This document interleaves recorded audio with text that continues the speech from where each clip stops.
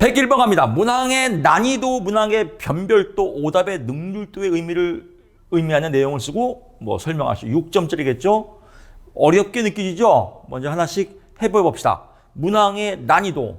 문항의 난이도 쉽고 어려운 정도, 어려울란 쉬울리, 쉽고 어려운 정도예요. 즉 검사 문항이 쉽고 어려운 정도를 말한다. 여기까지 마무리해도 돼요. 여기서 이제 검사 문항 개별 과정 쭉 나오는데 이거는 써도 그만, 안 써도 그만. 여기까지 마무리해도 상관이 없다. 어렵지 않죠? 문항의 변별도, 문항 하나하나에 얼마큼 피검자, 즉 검사를 받는 사람의 상하 능력을 변별할 수 있냐 이겁니다. 그래서 키포인트는 문항 하나하나의 검사자의 피검사자의 상하 능력을 변별할 수 있냐 없냐, 이 문제를 풀 수 있냐 없냐, 이걸 능력을 판단하는 것을 변별도라고 한다. 오답의 능률도라는 무엇이냐? 피검 집단, 검사를 받는 집단의 학생이 문항의 각 답지에 어떻게 반응하느냐, 어떻게. 즉 주로 오답이 주로 오답을 많이 한단 말이에요. 그 문항에서. 그래서 오답을 보고 그 문제에 어떻게 반응하는지 내담자의, 즉 피검 집단의 학생의 반응을 알아보는 것을 오답의 능률도라고 한다. 이렇게 포인트 잡으면 어렵지 않습니다. 다시 갑니다. 오답의 능률도는 피검자가 어떻게 반응하는지 오답을 통해서 알아보는 거. 문항의 변별도는 문항 하나하나에 얼마큼 피검자가 능력이 있는지, 상하 능력을 변별할 수 있는 것을 알아보는 거. 문항의 난이도는 쉽고 어려운 정도를 알아보는 것을 의미한다. 내용만 이해하면 그렇게 쓰는 건 어렵지 않을 것 같습니다. 이 글자 하나하나 외울 필요 없습니다. 저 같으면 밑에 거 오답의 능률도란 피검 집단의 학생이 문항에 대해서 어떻게 반응하는지 알아보는 것을 의미한다. 이렇게 쓰면 아름다운 답이겠죠. 102번 갑니다. 검사는 사용 목적에 따라서 규준 참조 검사와 준거 참조 검사라고 나온다 이겁니다. 그럼 이제 첫째 문제를 이해하겠죠. 문제 규준이 뭐냐? 규준. 규준은 비교하는 거예요. 비교. 준거는 기준점이에요. 기준점. 즉 기준점을 통해서 비교하는 점수를 규준이라고 그래요. 그러니까 규준 나오면 비교죠. 비교. 준거는 기준점을 통해서 판단하는 거고요. 직업상담사 시험은 60점, 딱 60점을 기준으로 60점을 통과하면 합격, 60점을 못 맞으면 불합격, 이렇게 기존 준거가 있단 말이에요. 그래서 우리 직업상담사도 준고 참조 검사겠죠. 근데 IQ 검사는 IQ 100과 IQ 120과 IQ 80은 서로 비교가 되지 않습니까? IQ 검사는 뭐예요? 비교하는 거니까 기준 참조 검사다. 이렇게 기본적인 내용만, 여러분들의 핵심 포인트만 잡으면 됩니다. 기준 참조 검사는 개인 점수를 집단 내 상대방과 비교 해석하는 평가를 의미한다. 가장 대표적인 것은 심리검사라고 하기도 하고요. 아까 제가 설명드렸던 IQ 검사, 이렇게 돼요. IQ 검사. 이게 더 친밀감 있겠죠? 여러분 심리검사에 종류 쭉 있지 않습니까? GATB, 성격검사, 심리검사, 성격검사도 다 들어가는 거니까 GATB, MBTI, MMPI 이런 거 다 기준 참조 검사입니다. 준거 참조 검사는요, 개인 점수를 기준 점수와 비교하는 거예요. 기준 점수와 비교해서 결정하는 것. 절대평가죠. 그러니까 기준 참조 검사는 상대평가, 준거 참조 검사는 절대평가. 국가 자격 시험 가장 대표적인 게 뭐가 있죠? 직업상담사 시험. 그렇습니다. 그래서 내용을 알면 그렇게 어렵지 않다. 103번 갑니다. 규준의 종류 3가지를 쓰고 설명하시오. 3가지니까 이것도 6점이죠. 3가지 체크하고요. 계속 반복적이지만요, 2개만 맞으면 4점을 준다는 겁니다. 부분 점수를. 여기서 이 내용이 중요해요. 이 내용이 여러분 인지에 팍팍 해야 돼요. 규준이 뭐냐 이거예요. 집단의 규준이. 전 문제에서 여러분 설명 들으셨지 않습니까? 규준은 비교하는 거다. 비교. 어디에서? 집단 내 기준이니까 집단 속에서 비교하는 종류가 뭐가 있냐? 비교하는 점수가 100분위 점수. 100분위 100점 만점인 집단에서 비교하는 거 100분위 점수다. 표준 점수, 정규 분포 집단에서 비교하는 거 표준 점수다. 표준 등급 9등급을 나눠서 비교하는 거 표준 등급이다. 너무 쉽지 않나요? 오케이. 규준이라고도 하고 집단 내 규준이라고 한다. 세 가지. 백분위 점수, 표준 등급. 왜 이렇게 쉬운 거야? 내용은 내가 다 알지. 소설 쓰면 되겠지. 라고 해서 백분위, 개인의 점수를, 상대적 위치를 백분율로 나타내는 점수를 의미한다. 즉 백분율, 100점 만점에서 점수를 매기는 겁니다. 또 이렇게 인 말이 어렵다 그러면 그냥 1부터 100까지 점수를 나열해 놓고 순위를 매기는 것을 의미한다. 이렇게 써도 되겠고요. 이 의미만 맞으면 되니까요. 표준 점수 항상 박자가 나와야 됩니다. 정규 분포에서 평균으로부터 떨어진 거리, 이걸 뭐라 했어요? 표준 편차라겠죠. 표준 편차를 이용해서 매기는 점수를 표준 점수라고 한다. 그래서 정규 분포상에서 표준 편차를 이용해서 평균에서 얼마큼 떨어져 있는지를 알 수 있는 점수를 의미한다. 좀 유식한 말로 하면 일명 지점수라고 한다. 그래서 지점수를 표준 점수라고도 하지요. 표준 등급 원점수를 1부터 9등급까지 나누고 1부터 9범주, 즉 1등급부터 9등급까지 나눠서 백분율에 맞춰서 등급을 매기는 것을 말한다. 일명 스테나인 점수라고 한다. 이 가장 대표적인 게 고교 내신제예요. 고교 내신제 9등급으로 나눠서 하지 않습니까? 그래서 1등급이냐 2등급이냐 자기 점수를 등급에 매겨서 점수를 매기는 거 일명 9등급이니까 스테나인. 이런 거 헷갈리면 쓰지 마세요. 또 잘못 일명 스탠레스 점수 하면 떨어집니다. 그래서 이런 거 안 써도 돼요. 써도만 안 써도만. 내용만 들어가면 됩니다. 개인의 점수를 1등급부터 9등급까지 나눈 다음에 개인의 점수를 매기는 것을 의미한다. 이렇게 써도 되겠고. 요 내용만 맞으면 됩니다. 글자를 잘 썼냐 안 썼냐를 보는 시험이 아니에요. 내용을 잘 타당도 있게 맞게 썼냐 안 쓰는 겁니다. 내용은 각자 쓰는 표현이 다 다릅니다. 그래서 너무 글자에 얽매이지 마라. 이해를 해야 된다 이겁니다. 104번 심리검사는 일단 우리가 이 문제가 길면 또 겁먹어요. 그러면 간단해요. 이 직업상담사 시험은 문제 은행식이에요. 나오면 똑같이 나와요. 그래서 포인트만 잡으면 됩니다. 오케이. 성능 검사와 습관적 검사에 쭉 나오는데 성향 검사가 있구나. 그러면 성능 검사와 성향 검사를 이 각각 해당하는 걸 3개씩만 쓰라는 겁니다. 6점이겠죠. 그래서 요 설명은 필요 없어요. 설명을 왔으니까 각각 검사명을 쓰는 거니까 성능 검사라고도 하고 다른 말로 뭐라고 그래요? 인지적 검사라고도 한다. 인지가 뭐라고 했어요? 인지 여러분 참 처음에 들을 때는 좀 천박하고 좀 이상할 거예요. 무슨 저 교수님은 인지를 대가리라고 그래? 근데 지금은 아주 재밌을 겁니다. 재밌고 재밌기보다도 아주 이해가 팍팍 들어요. 인지 대가리 그렇지. 얼마큼 쉬워요. 그럼 인지적 검사는 뭐예요? 대가리 검사. 얼마큼 좋아요. 대가리가 얼마큼 잘 들어가냐 안 들어가냐. 능력이 있어야 되겠죠. 그래서 인지검사, 능력검사다. 능력검사를 다른 말로 성능검사다. 능력을 보는 거, 기능 능력을 보는 거겠죠. 적성을 능력이라고 했지 않습니까? 성취도, 얼마큼 성취를 했냐 아니냐. 직업상담사 60점 이상이면 합격이지 않습니까? 성취도가 있는 거죠. 이런 능력을 보는 거, 지적성. 그래서 성능검사라고도 하고 또는 인지적 검사라고도 하고 또 다른 말로 능력검사가 뭐냐? 3가지 지적성, 지능검사, 적성검사, 성취도검사 3점 맞았습니다. 성향, 개인의 성향을 보는 거예요. 정서를 보는 거지, 정서. 이건 대가리를 보지만 이건 마음을 보는 거예요. 마음을 보려면 마음 보는 점수는 능력하고는 틀리겠죠. 그러니까 개인의 취향이나 성향을 보는 거예요. 이 성격, 개인의 성격, 개인의 흥미, 개인의 태도. 그래서 성흥태, 성격, 흥미, 태도. 요거는 성향검사 또는 정서적 검사라고 합니다. 그래서 이렇게 여러분 포인트 잡아두시고요. 어떨 때는 이렇게 나옵니다. 인지적 검사의 종류 3가지와 정서적 검사 종류 3가지를 쓰세요. 이렇게 나올 때도 있습니다. 인지적 검사, 지적성, 또 정서적 검사, 성응태. 마무리하면 6점. 아이고 쉬워라. 105, 아이고 너무 제가 흥분했네요. 105번 갑니다. 확률 표집 방법 3가지를 쓰고 설명하시오. 그래서 3가지를 쓰고 설명하시오. 3가지니까 이것도 6점이겠죠. 이게 또 어렵게 느낄 수 있습니다. 확률. 그냥 표집 방법. 표집이 뭐냐? 뽑는 거예요. 뽑는 거. 아주 간단하죠.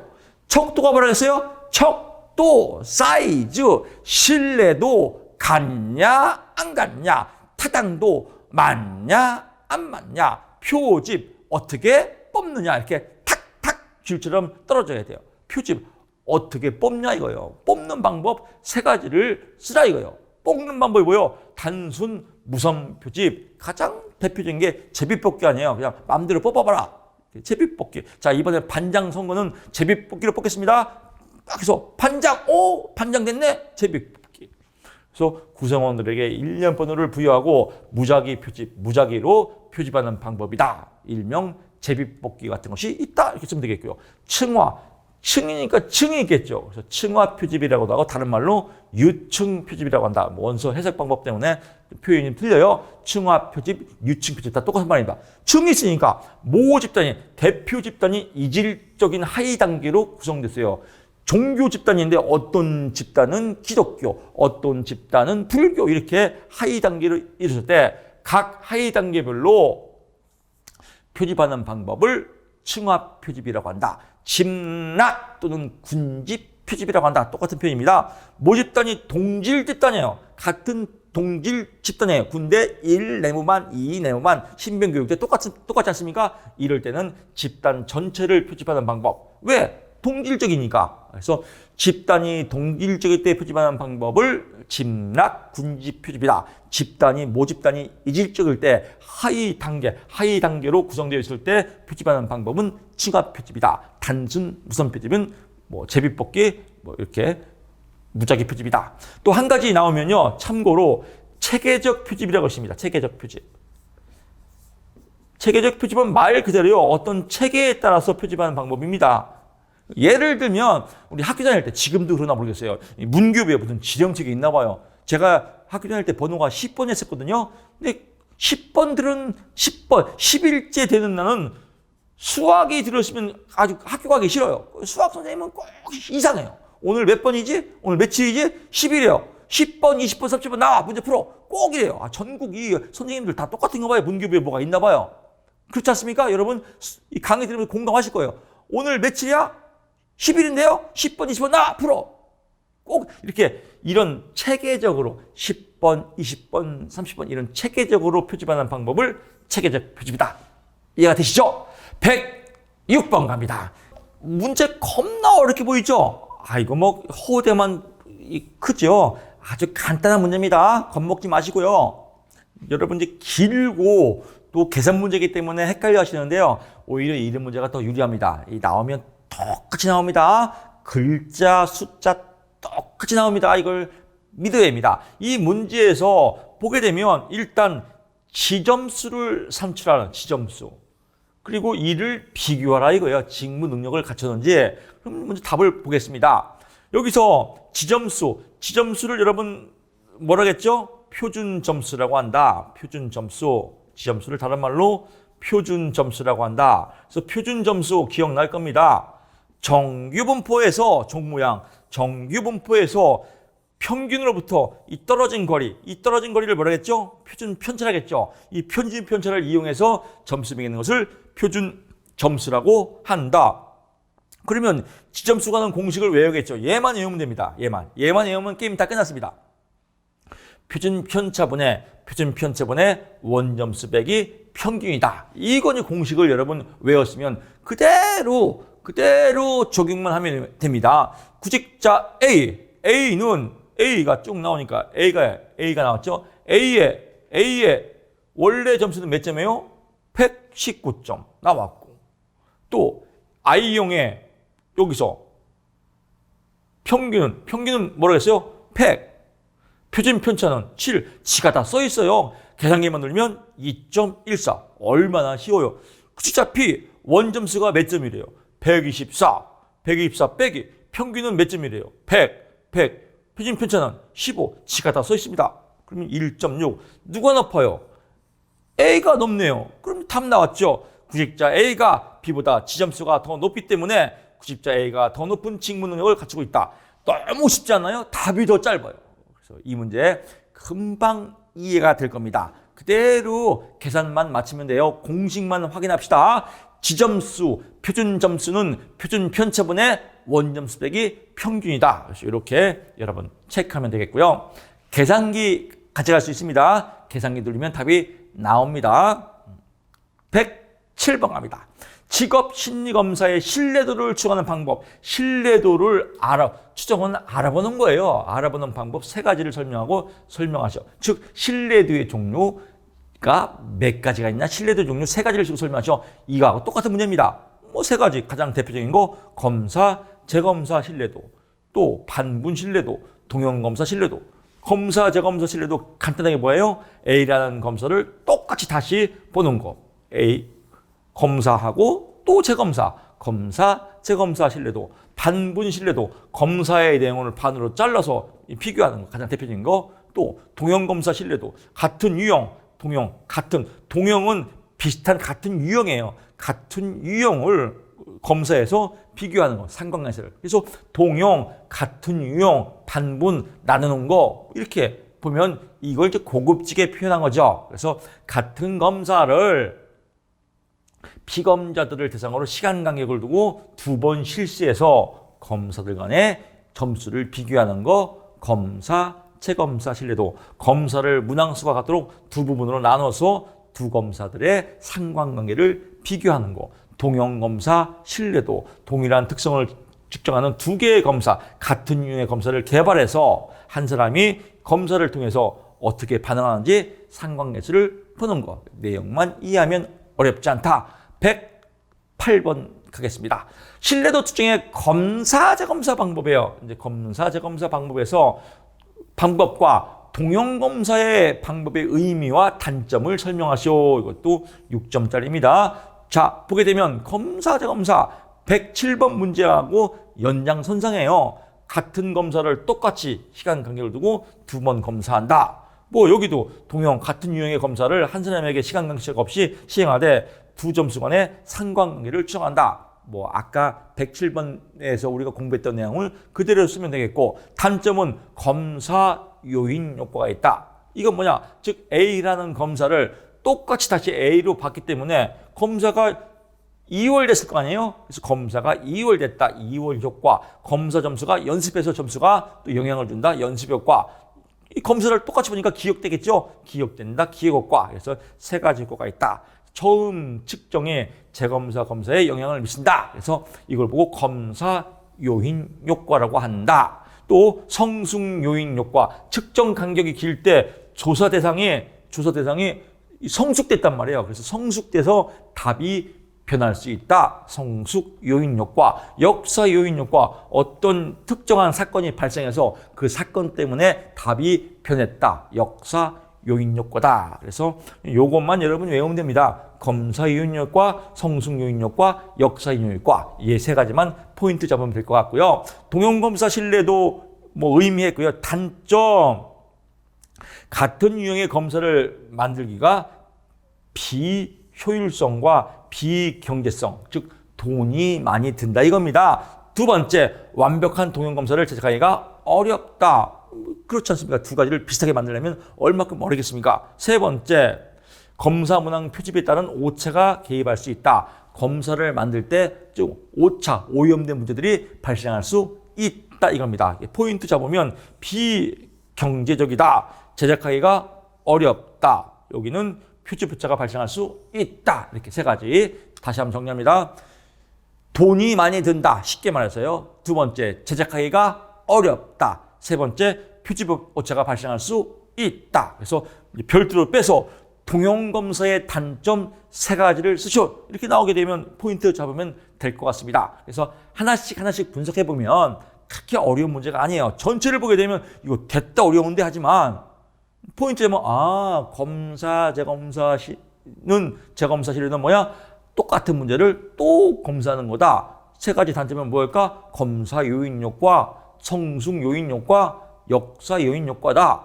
동형검사 신뢰도 비슷한 문제를 만들어서 신뢰도를 알아보는 것이다. 이렇게 체크하면 될 것 같습니다. 109번 갑니다. 반분 신뢰도를 추정하기 위한 가장 많이 사용하는 세 가지 방법. 반으로 나눠서 하는데 어떻게 나오냐? 전후반분법. 문항을 전반부와 후반부로 나누는 방법이다. 기후반부법, 기후는 홀짝이에요. 그래서 홀수와 짝수로 나누는 방법을 의미한다. 짝진 임의 배치법, 통계치를 작성해서 서로 통계치를 작성해서 비슷한 문항을 너는 일루가 이렇게 서로 임의로 선택해서 양분하는 방법이다. 여러분께서 통계치를 작성해서 가까이 있는 두 문항을 임의대로 이렇게 너는 일루가 너는 이렇게 선택해서 양분하는 방법이다. 짝진 임의 배치법, 즉 비슷한 유형을 짝진 문항을 임의적으로 배치한다. 짝진 임의 배치법. 그래서 세 가지 또 간결하게 해결됐습니다. 110번 갑니다. 또 이제 어렵게 느껴지네요. 별것도 아닙니다. 준거 타당도. 타당도는 뭐예요? 맞냐 안 맞냐. 무엇이 준거를 통해서 맞냐 안 맞냐를 보는데, 이 준거 타당도가 중요한 이유 두 가지가 있습니다. 여기서 이제 전체를 다 나온 거예요. 복잡하지만요, 간단합니다. 준거 타당도의 종류는 예언 타당도와 동시 타당도가 있다. 현재 검사를 피검사의 미래 행동과 특성을 예측하는 예언 타당도가 있고요. 해당 검사와 준거 점수와의 동시에 측정해서 상관관계를 표현하는 동시 타당도가 있다. 이렇게 체크하고요. 준거 타당도가 뭐냐? 측정할 심리검사와 예측하는 특정 증거와의 관련성 정도를 나타내는 타당도를 의미한다. 그래서 여러분 뭐 복잡할 거 없습니다. 준거를 통해서 특정 증거와의 관련성 정도를 알아보는 것을 의미한다. 이렇게 보면 될 것 같고요. 뭐 내용 보면 어렵지 않습니다. 예언 타당도가 뭘까요? 수능 시험에서 성적이 우수한 학생이 대학에서 학점도 잘 맞을 것이라고 예언을 하는 겁니다. 이렇게 정확한 데이터를 통해서 그냥 예언하면 점쟁이, 데이터를 통해서 예언하면 직업 상담사. 동시 타당도는요, 이미 연구 개발된 인성 검사와 MMP와의 관계를 서로 비교해서 평가하는 것을 말한다. 이렇게 이 정도만 봐도 여러분 이해가 될 겁니다. 준거 타당도가 중요한 이유는 뭐냐? 선발 배치 훈련. 미리 예언을 해야 되니까 인사관리에 설득력을 제공한다. 객관적으로 분석한 내용을 갖고 이럴 것이다. 선발 배치 훈련에 중요한 영향을 작용한다. 또 특정 증거를 통해서 미래 행동을 예측할 수 있다. 그렇죠. 예언 타당도가 바로 그런 거 아니겠습니까? 여기서 이제 3번 실증 타당도 계수와 실제 타당도 계수보다 낮게 나타나는 이유가 뭐냐 이겁니다. 복잡한데 문제를 해결해 보게 되면요. 실증 타당도는 타당도를 알아보려고 실증적으로 검사를 한 거예요. 실질적으로. 근데 이 검사가 실제 검사하고 잘 안 맞아요. 낮게 났어. 그러면 실증 검사를 잘못한 거죠. 검사를 잘못한 이유가 뭐냐 이거야. 무엇 때문에 검사가 잘못됐냐 이거예요. 오차가 왜 생겼냐? 첫째, 표집 오차 때문에. 즉 맞냐 안 맞냐를 알아보기 위해서 표집을 했는데 집단을 잘못 표집했다는 거예요. 표집 오차 때문에 낮게 나타났다. 두 번째, 준거 측정치의 신뢰도와 타당도가 낮아요. 낮을 때 또 실제보다 낮게 나타날 수 있죠. 또 범위 제한, 범위가 제한되어 있어요. 전체를 다 파악할 수 없고 범위 제한일 때 낮게 나타날 수 있다 이겁니다. 여러분 더 이해를 돕기 위해서 제가 그럼 example 또 예를 들어드릴게요. 그럼 예라는 것은 그냥 확대 해석할 수가 있어요. 이해만 하게 도와드리는 거기 때문에요. 이게 있습니다. 대통령 선거를 딱 했어요.